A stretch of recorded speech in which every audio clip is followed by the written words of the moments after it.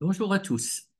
Cette vidéo va être totalement différente de toutes les autres vidéos que j'ai faites, principalement parce qu'elle ne va pas traiter de Torah, mais elle va traiter du problème de l'antisémitisme et plus particulièrement l'antisémitisme dans l'islam. Et la raison est la suivante. Euh, je suis né en France, donc dans un pays de tradition catholique, chrétienne. J'ai toujours aimé l'histoire, personnellement, donc je suis assez familier avec l'antisémitisme dont les sources sont d'origine chrétienne. L'un des livres, une série de livres que j'avais lus il y a longtemps, c'était la série de livres écrits par l'historien Léon Poliakov sur l'antisémitisme au début du christianisme, etc., au fil des ans. En ce qui concerne la partie de l'antisémitisme qui a son origine et qui se manifeste dans beaucoup de traditions liées à l'islam, mes connaissances étaient très limitées et il se trouve que ma fille m'a demandé de lui trouver un livre traitant de l'antisémitisme, particulièrement pour qu'elle ait des arguments pour pouvoir contrer toutes les personnes, et il y en a beaucoup, qui sont extrêmement agressifs, négatifs vis-à-vis d'Israël actuellement, from the river to euh, the sea, oui, qui ne se rendent sans doute même pas compte de ce qu'ils disent et qui, pour la plupart d'entre eux, n'ont aucune connaissance historique. Alors, j'ai pris conseil avec un rabbin de la communauté à laquelle j'appartenais à Jérusalem, communauté qui s'appelle Mayanot, et je lui demandais s'il connaissait un bouquin euh, qui traitait du sujet, et il m'en a conseillé un. Malheureusement, ce livre n'existe qu'en anglais. Je vais quand même vous donner son titre. Il s'appelle Why the Jews, avec un point d'interrogation, pourquoi les Juifs? Et les deux auteurs, le premier s'appelle Denis Prager et le second Joseph Telushkin. Et c'est un livre déprimant parce que l'antisémitisme, malheureusement, fait partie, si j'ose dire, de notre ADN en tant que juif, mais euh, très bien écrit. Et ce que je vais essayer de faire, et c'est vraiment une première parce que j'ai trouvé pas de traduction en français, et par ailleurs, quand j'ai fait des copies des pages qui traitent de l'antisémitisme islamique, j'ai essayé de trouver un moyen de traduire ça automatiquement, et le résultat était absolument nul. Oui, accablant. Bon, ben, c'est comme ça. Ce que je me propose de faire, c'est en fait d'essayer de faire une traduction simultanée du livre, enfin, du chapitre 9 de ce livre-là. Ce chapitre s'intitule Islamic Antisemitism et vraisemblablement, d'après mon feeling, ça va être divisé en deux parties. Du début de la création de l'islam jusqu'à l'époque moderne, et ensuite, sans doute, une seconde vidéo de l'époque moderne jusqu'à nos jours. Je le dis sans doute parce que je pense que je voudrais me rendre compte de la qualité de ma vidéo. Je ne sais pas du tout ce que ça va donner. Donc, je demande simplement euh, de l'indulgence de la part du jury. Nous voilà donc partis. L'islam est la seconde religion qui émane du judaïsme, mais dont le fondateur n'est pas juif à l'encontre du christianisme. Et par conséquent, la rencontre entre l'islam et le judaïsme va être de nature différente que la rencontre entre le christianisme et le judaïsme. Un auteur qui s'appelle Salo Baron dit que dès le départ, il s'agit plus d'une lutte entre étrangers, strangers, plutôt que une lutte fratricide, comme ça qu'il le définit. Et ensuite, les auteurs citent un des experts, les historiens experts dans la vie des Juifs dans le monde arabe, qui s'appelle S.D. Goïtel, et qui dit la chose suivante. Il dit que si on analyse la vie des Juifs dans le monde arabe, de manière générale, elle a été moins pénible que celle des Juifs dans le monde chrétien. Et ça ne veut pas dire pour autant que c'était une vie agréable.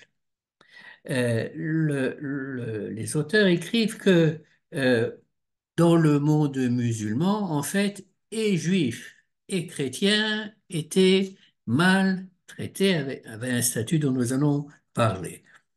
Alors, s'il est vrai que il n'y a pas eu dans le monde arabe, musulman, des tortures, des pogroms, des expulsions, comme il y en a eu massivement dans le monde chrétien, surtout à l'époque médiévale, leur vie était, la vie des Juifs était une vie de dégradation et d'insécurité. Tout leader musulman d'une partie du monde arabe pouvait à tout moment décider de détruire une synagogue, d'essayer de convertir de force des Juifs, de leur faire payer des taxes encore plus grandes que, mettons, celles que les chrétiens devaient payer. Ce que les auteurs disent, c'est qu'il y a malgré tout un point commun entre l'antisémitisme chrétien et l'antisémitisme musulman, c'est que c'est lié vraiment au cœur, à la racine du judaïsme, puisque ce sont deux religions qui sont sorties du judaïsme. Et parce que les Juifs, attends, je me concentre sur les musulmans, comme les Juifs n'ont pas accepté le message de Mahomet, de la même manière qu'ils n'ont pas accepté le message de Jésus, eh bien, cette euh, rejection a été une des causes principales de l'attitude agressive et négative de l'islam vis-à-vis des Juifs. Alors, d'un point de vue historique, l'islam est né au 7e siècle de notre ère et dans la péninsule arabique, dans une ville qui s'appelle Médina. C'est là où la première communauté musulmane est née. Or, à Médina, il y avait une très forte communauté juive. Euh, En fait, les Juifs avant l'islam, les Juifs du sud de la péninsule arabique étaient extrêmement euh, réussissaient d'un point de vue politique, et ça s'exprime par le fait, par exemple, qu'il y a eu plusieurs rois d'une province qui s'appelle Himyar, Himyar, aujourd'hui on appelle le Yémen, plusieurs rois de ce royaume qui se sont convertis au judaïsme et on a retrouvé des inscriptions contemporaines qui décrivent d'où Noas Assar, vous me pardonnerez de la prononciation, j'ai aucune idée comment ça se prononce, qui était le dernier roi juif de Imiwar et qui croyait en un Dieu que le roi appelait le miséricordieux, comme nous appelons Hachem de cette Mida-là. Donc, au tout début de son activité, Mohamed avait de bonnes relations avec les Juifs d'Arabie et, disent les auteurs, leurs pratiques religieuses et l'idée qui émane du judaïsme l'ont beaucoup influencé. Goïten note que la valeur euh, monothéiste, le fait de croire en un seul Dieu, que le monde a été créé par ce Dieu, que c'est un Dieu de justice et de miséricorde, et par conséquent que nous sommes responsables devant lui, tous ces éléments-là ont été intégrés par Mohamed. Et d'après les auteurs, Mohamed reconnaissait qu'effectivement les Juifs étaient la source de cette croyance. Euh, L'influence profonde des Juifs et de la Torah et des lois de la Torah ont trouvé leur expression dans le Coran, ce qu'ils dénomment la Bible musulmane, et particulièrement dans les lois, les premières lois que Mohammed a édictées. En effet, il se voyait comme le nouveau Moïse. Dans le Coran, il écrit la chose suivante, c'est dans la Soura 46 au verset 12. Au début, c'était le livre de Moïse qui a été révélé. Ce livre, donc le Coran, le confirme, et cette Torah, oui, cette loi a été révélée en langue arabe.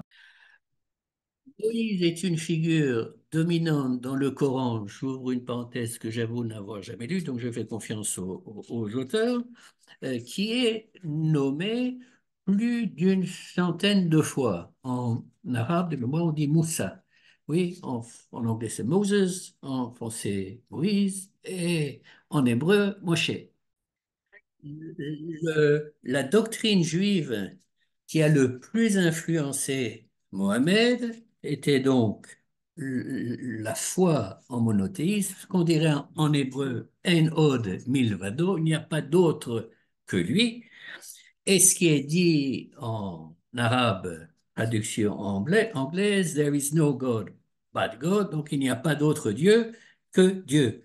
Donc, de ce point de vue-là, disent les auteurs, le monothéisme musulman était totalement en phase avec le monothéisme juif et à tel point que ça a mis également les Mohamed en porte-à-faux avec les messages chrétiens, puisque la Trinité est aux yeux des Juifs, bien entendu, mais aux yeux des musulmans, n'était pas compatible avec le message monothéiste formulé dans le Coran, euh, sans la citation exacte, il est dit les non-croyants qui disent que Allah est le Messie et le Fils de Marie, donc c'est des incroyants, sont des incroyants. Ceux qui disent que Dieu Allah est trois sont des incroyants. Il n'y a qu'un seul Dieu. Et il rajoute, Mohamed, dans la Soura 5, je ne sais pas si des versets 71 à 73, il n'y a qu'un seul Dieu et ceux qui pensent autrement, entre guillemets les chrétiens, puisque ça vient juste après ce passage-là, doivent être sévèrement punis. Par ailleurs, le judaïsme a profondément influencé l'islam au tout début, puisque dans les premières années, les musulmans priaient en direction de Jérusalem et observaient Yom Kippour comme jour de faste et jour sacré principal. Ce n'est que plus tard, après que Mohamed se soit rendu compte que les Juifs ne le suivaient pas et refusaient d'accepter son message, ce n'est qu'à ce moment-là que euh, le, ils ont remplacé Jérusalem par la Mecque et Yom Kippour a été remplacé par le Ramadan. Il y a d'autres liens entre le Coran et la Torah, entre autres, au niveau cacheroute, par exemple, il est interdit pour les musulmans de manger le sang, de consommer le sang de l'animal ou bien de consommer des animaux qui ont été offerts en offrande à des idoles. Les auteurs disent que les 5 prières quotidiennes qui existent dans l'islam sont modelées sur les 3 prières que nous avons dans le judaïsme. Je ne sais pas exactement comment ça fonctionne, c'est pas l'objet de toute façon de cette vidéo. Euh, Autre chose que les musulmans ont pris à leur compte dans le Coran, c'est que le père de tous les musulmans, c'est Abraham. Oui?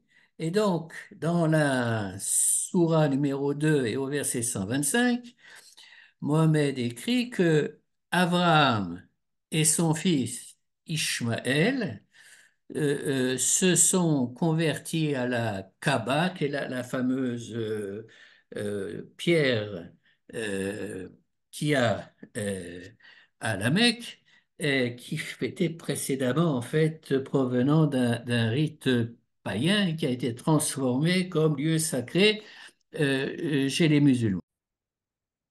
Du point de vue de Mohammed, disent les auteurs, euh, il se voyait vraiment comme le, un prophète issu du monothéisme juif, un prophète mosaïque, oui, de Moshe, et ayant incorporé tellement de parties du judaïsme, il a essayé de faire venir les juifs à l'islam. Et ça, c'est un phénomène qui s'est passé en fait et chez les catholiques et chez les chrétiens, chez les, pardon, les protestants. Luther, qui est cité encore plus tard ou qui a été cité avant, je ne me souviens pas, a formulé l'espoir que les Juifs se convertissent au protestantisme. Et quand il s'est rendu compte que ça ne marchait pas, il est devenu l'un des plus virulents auteurs antisémites de l'histoire du monde chrétien.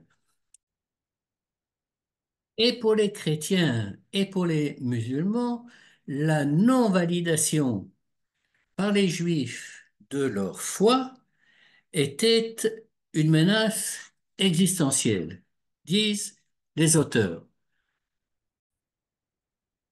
Or, comme avec les chrétiens, les juifs n'ont pas accepté la prophétie ou les paroles de Mohammed, euh, en disant que ceux qui avaient comme source dans le judaïsme, bon, ben, effectivement, ils n'avaient pas de problème avec, mais le reste n'était pas acceptable par eux. Et un des problèmes majeurs était que il y avait beaucoup de passages du Coran qui, soi-disant, citaient la Torah, qui étaient complètement tordus. Oui, et il n'en cite un exemple qui est dans la Sourate 28 au verset 38, où Mohammed dit que Pharaon, donc de l'Exode, a demandé à Aman, du bouc d'Esther, de construire la tour de Babel du livre de Béréchid, de Genèse. Oui, donc ça, c'était un exemple les plus frappants qui était pour les Juifs quelque chose de totalement aberrant et donc d'inacceptable. En dehors de ces problèmes de citation problématiques, il y avait un autre facteur qui affaiblissait aux yeux des Juifs et des chrétiens le message musulman, c'était euh, les nouvelles lois qu'ils voulaient proclamer et qu'ils ne trouvaient pas particulièrement sympathiques ou vraies. Par exemple, dans la Sourate 33 au verset 50, Mohamed s'exclut de la loi qui dit que un homme ne peut avoir que quatre femmes. Et la Sourate 4 et au verset 34, il écrit que les hommes, les maris, doivent battre leurs femmes qui ne leur obéissent pas.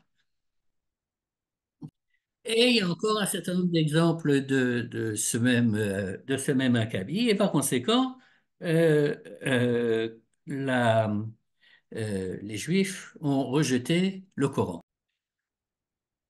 D'autant que Mohamed aussi a décidé, comme les chrétiens, d'annuler ou de suspendre un certain nombre de lois qui faisaient partie de notre tradition. Donc, ce rejet de la part des Juifs a mis en colère, en grande colère, les Mohamed,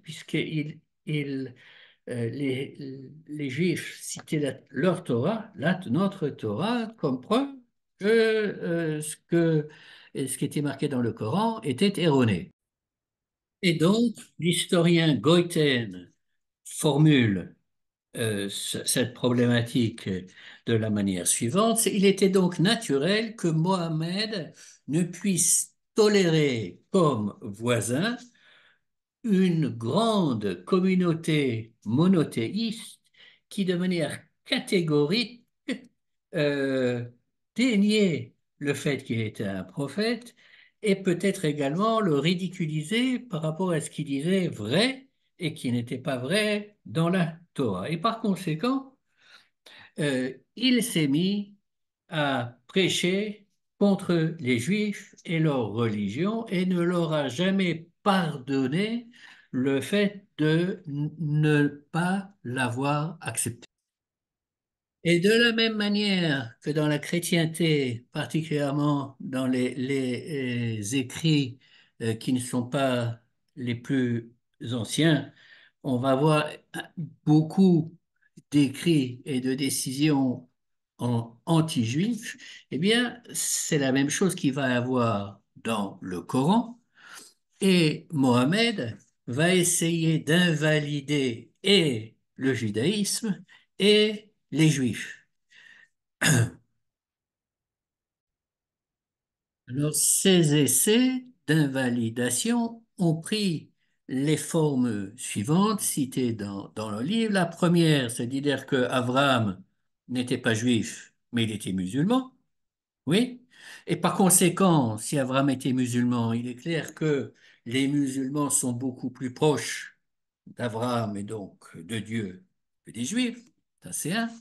Et deuxièmement, euh, il euh, a délégitimé les Juifs et leurs lois euh, en formulant des arguments comme Paul l'avait fait et en disant que euh, toutes ces lois que les Juifs ont sont en fait des lois qui va pour punir leurs péchés, oui, parce qu'il n'y a pas besoin de tellement de lois, il faut vraiment être très mauvaise personne pour avoir besoin de tellement oui, de choses à suivre. Et donc, par conséquent, en raison de leur iniquité, et ça c'est la Sourate 4, le verset 160, nous interdisons aux Juifs les choses permises qui leur étaient précédemment permises et maintenant nous leur interdisons. Par ailleurs, pour se mesurer euh, à la au fait que les Juifs disaient, mais la Torah qui précède le Coran contredit ce que dit le Coran, enfin sur certains points en tout cas, alors la solution était très simple. Mohamed a dit que euh, tout ce qui était dans la Torah et qui contredisait le Coran, c'était simplement parce que ça avait été falsifié par les Juifs. Simple, n'est-ce pas? Alors, quatrième point complètement aberrant, c'est que Mohamed affirmait que les Juifs, comme les chrétiens, n'étaient pas de véritables monothéistes parce que il croyait que Ezra, notre prophète Ezra, était le fils de Dieu. D'où il a sorti ça, nous ne le savons pas, mais euh, c'est inscrit dans la sourate numéro 9 au verset 30, et donc une preuve de la perversité des Juifs par rapport au vrai monothéisme musulman.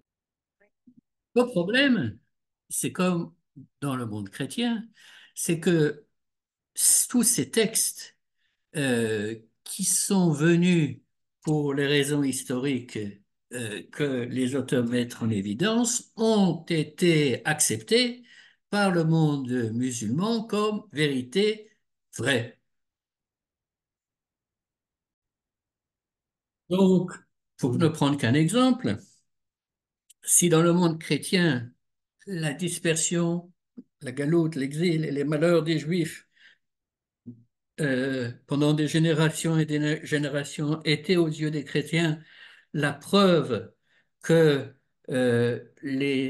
ça arrivait aux Juifs parce qu'ils n'avaient pas accepté Jésus, eh bien, exactement le même schéma de pensée est adopté par le monde musulman euh, et dans la Sourate 2 au verset 61, il est écrit que l'humiliation et un autre mot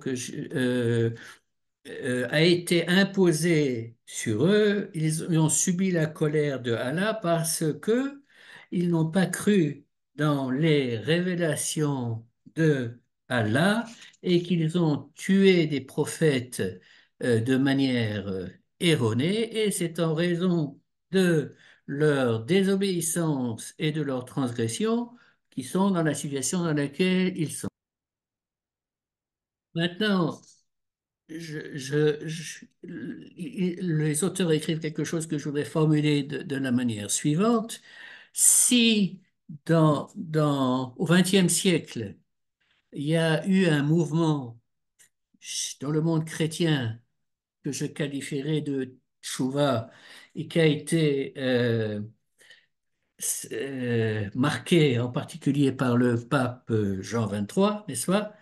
Euh, d'aller contre l'enseignement d'un peuple déicide, etc., etc., ce mouvement-là n'est pas encore existant dans le monde musulman et, disent les auteurs, jusqu'à ce jour, ce verset-là du Coran est cité dans le monde musulman, dans toutes leurs euh, madrasim, dans toutes leurs écoles coraniques, pour parler des Juifs. Donc, dans le monde musulman, tout juif qui reste fidèle à ses croyances demeure un mécréant, mais si ce juif accepte les préceptes et la foi musulmane, il sera accueilli sans problème. Maintenant, les auteurs font remarquer que quand on parle de communauté, de grandes communautés, il y avait non musulmanes qui vivaient dans le monde musulman. Il y avait deux types de communautés, au pluriel, des communautés chrétiennes d'une part et des communautés juives d'autre part. Les deux étaient maltraités. Euh, mais d'un point de vue historique, la maltraitance qu'ont subi les communautés chrétiennes, qui étaient la même que celles qu'ont subi les communautés juives, euh, a abouti à l'extinction pratiquement totale des communautés chrétiennes dans le monde musulman. La seule exception ce sont les Coptes d'Égypte. Par contre, dans le monde juif, comme dans le monde chrétien, les communautés juives sont restées juives malgré tout ce qu'on va voir maintenant. J'arrive maintenant à un sous-chapitre qui est intitulé de manière suivante: Attitude et action des leaders de l'islam envers les Juifs de l'époque de la mort de Mohammed jusqu'à l'époque moderne. Eh bien, il y a deux principes fondamentaux qui guident le traitement des Juifs et des chrétiens dans un monde islamique et qui sont, premièrement, que l'islam doit être la religion, les lois dominantes et que Juifs et chrétiens doivent être en dessous, doivent être dans un statut de personnes qui obéissent et avec un statut dégradé. euh, ceux qui n'étaient pas monothéistes avaient comme option soit de se convertir à l'islam, soit d'être tués. Le code légal musulman préconisait des règles précises concernant les juifs et les chrétiens. Ils étaient considérés comme dhimmis, D-H-I-2-M-I-S. Euh, c'est un terme qui est apparu en 720. Donc, la caractéristique clé du dhimmi, c'est qu'il est par définition inférieur aux musulmans et que soit juif ou chrétien, oui, là, il n'y a pas de, entre guillemets, de discrimination entre juifs et chrétiens. Et un certain nombre de règles, il doit suivre un certain nombre de règles qui sont les suivantes. Nous ne manifesterons pas notre religion de manière publique. Nous ne convertirons personne. Euh, il, nous devons montrer du respect et nous lever s'il y a un musulman, moi je suis assis en tant que juif et il y a un musulman qui arrive, je dois me lever. Il devait s'engager à ne pas, euh, quand ils étaient sur un âne ou un autre animal, ne pas avoir de sel, parce que c'était dhimmi. Et en ce qui concerne les chrétiens, ils n'avaient pas le droit de montrer voir la croix qui soit visible. Et dans l'espace public, ils ne peuvent ôter la voix, ils doivent toujours parler plus bas qu'un musulman. Ça, ce sont des règles qui ont été édictées dans un pacte qui s'appelle le pacte de Oumar. Mais ça s'est malheureusement développé et aggravé au fil des ans. Dans le Coran, il était écrit par Mohammed qu'il faut se battre contre ceux qui ne suivent pas le Coran et la vraie religion, qu'ils doivent payer un tribut financier et qu'ils doivent être brought low, c'est-à-dire mis plus bas, n'est-ce pas? Et donc, une législation plus tardive a développé de quelle manière on devait humilier les dhimmis euh, chrétiens ou euh, ainsi, quand venait le jour où il fallait qu'il paye le tribut, le dhimmi devait aller voir le responsable musulman qui était assis sur un trône élevé. Le dhimmi se tient devant lui, les mains de cette manière-là. L'émir va prendre du haut, comme ça, l'argent, et le garde qui est à côté va avoir une attitude violente, brutale, mettons, vis-à-vis de ces juifs et chrétiens qui viennent apporter leur tribut. Par ailleurs, le public musulman est encouragé à assister à cette cérémonie qui est une cérémonie d'humiliation. Des manières d'augmenter l'humiliation, c'est bon, on a donné la taxe, oui, le tribut, mais il faut un reçu. Alors, une manière de donner ce reçu était par le musulman de mettre un tampon sur le cou du juif euh, qui était, euh, c'était une manière très, très humiliante et qui est totalement interdite à propos dans le Talmud et dans la tradition juive. Par ailleurs, les dhimmi devaient porter des vêtements différents, n'est-ce pas? Mais non seulement différents, qui les ridiculisent.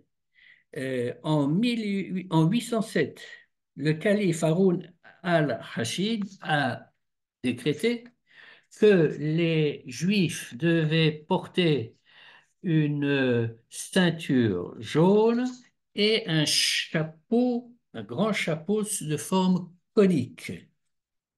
Euh, et comment dirais-je, ce cas a ensuite été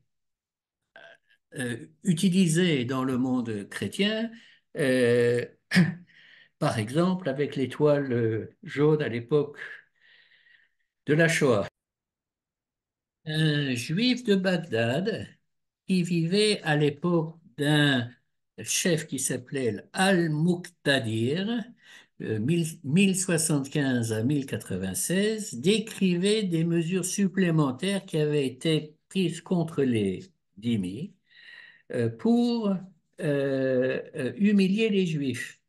Chaque juif devait avoir une sorte de tampon de plomb qui euh, accroché autour de son, où le mot dhimmi devait être inscrit.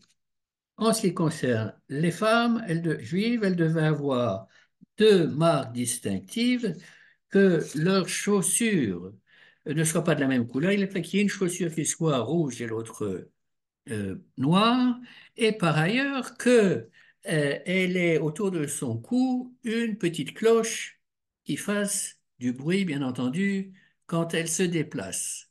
Ces signes distinctifs permettaient à la populace d'identifier facilement les Juifs et de les ridiculiser, de les humilier ou aller plus loin.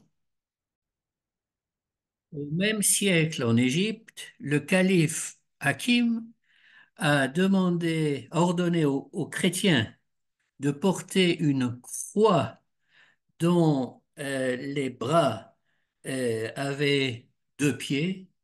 Quant aux Juifs, ils devaient porter autour de leur cou des balles qui pesaient 5 pounds, 5 livres, pour en souvenir du veau d'or que leurs ancêtres avaient adoré.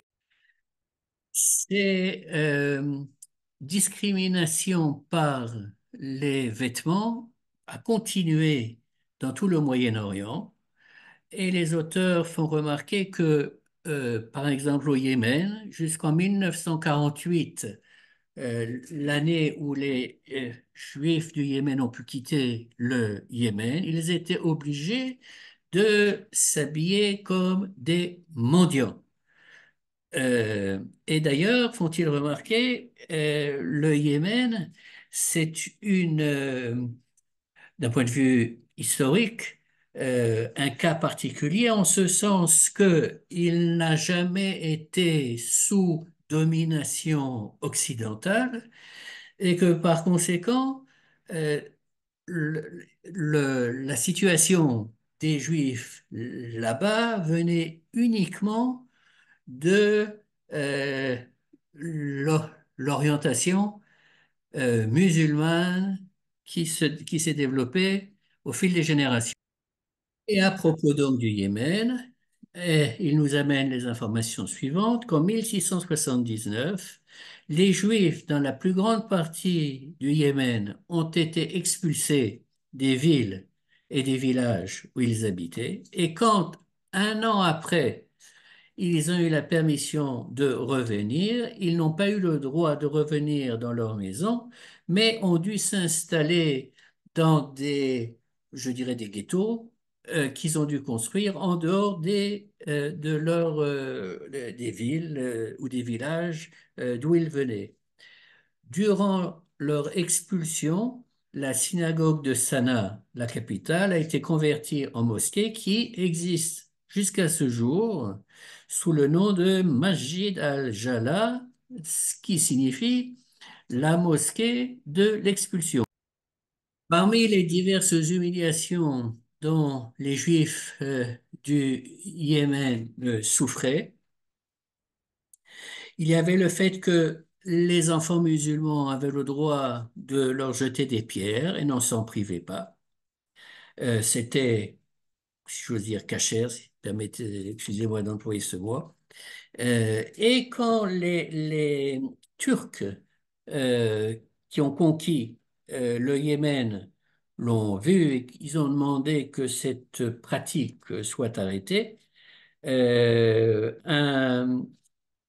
ancien, donc un sage yéménite de l'époque, a dit que c'était absolument impossible puisque ça faisait partie de la tradition musulmane qu'il fallait suivre. Ceci étant dit, la menace la plus terrible dont les Juifs du Yémen ont souffert est la suivante, c'est que lorsque le père d'un enfant juif mourait, eh bien, on forçait les enfants de ce père à se convertir à l'islam. Cette pratique a continué jusqu'en 1948, jusqu'à ce que les Juifs s'enfuient du Yémen, était basée également sur la doctrine de l'islam. Euh, Ils disent que certains musulmans citent Mohammed qui aurait dit que chacun est né avec une religion naturelle qui est l'islam, et c'est uniquement les parents de cet enfant, qu'ils soient juifs ou chrétiens, ils sont susceptibles de le faire détourner de cette religion naturelle. Et par conséquent, une personne doit grandir dans la religion naturelle, c'est-à-dire l'islam. Et par conséquent, à cause de cette pratique au Yémen, il y avait une sorte de course entre la communauté juive et les musulmans. Quand un père juif mourait, la communauté juive essayait de faire le maximum pour placer les enfants dans d'autres familles juives pour pas qu'ils soient convertis de force à l'islam.